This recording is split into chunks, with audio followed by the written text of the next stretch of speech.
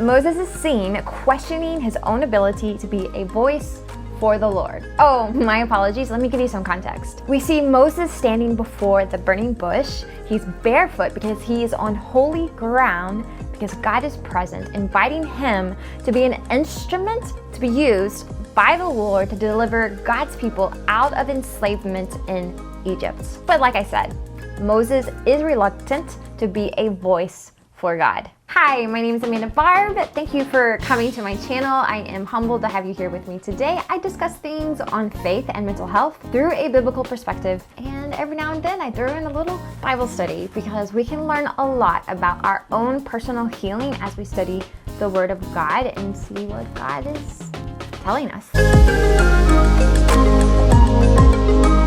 Exodus 4:10 reads, "But Moses said to the Lord, 'Oh, my Lord, I am not eloquent, either in the past or since you have spoken to your servant, but I am slow of speech and tongue.'" Moses explains here that he is slow of speech and tongue. Yet, when we read further along, God reminds Moses of his own divine abilities to be a help for Moses. Exodus 4 verses 11 and 12 reads, "Then the Lord said to him, 'Who has made man's mouth? Who makes him mute or deaf or seeing or blind? Is it not I, the Lord? Now therefore go, and I will be with your mouth and teach you what you shall speak.'" Does any of this ring a bell? Do we do the same thing? Do we question our own abilities or lack thereof with the Lord when he calls us to do something? Well, I've done this more times than I can count, and it's comforting to know that I am not alone in my desire to shrink back from what the Lord is calling me to do because I feel that I can't do it. But it's even more comforting and encouraging to hear God's response to Moses in this situation. "Now therefore go, and I will be with your mouth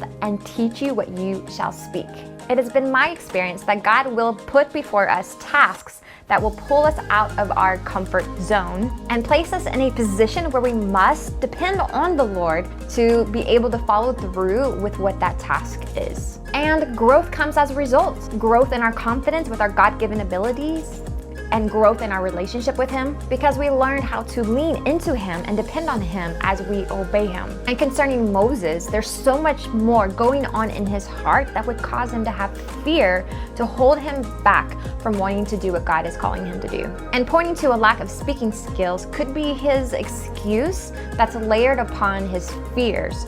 Fear of failure, perhaps. Fear of being rejected by his own people. There's so much going on in his heart. Quick plug, I have a wonderful podcast show called the Brain Don't Fail Me podcast. You can find all that information in the description notes of this video, but this video is a nugget that I've taken out of my most recent podcast episode. I would love for you to go and enjoy the entire lesson, and you will be encouraged. Be sure to like this video, subscribe to my channel, and share this with a friend.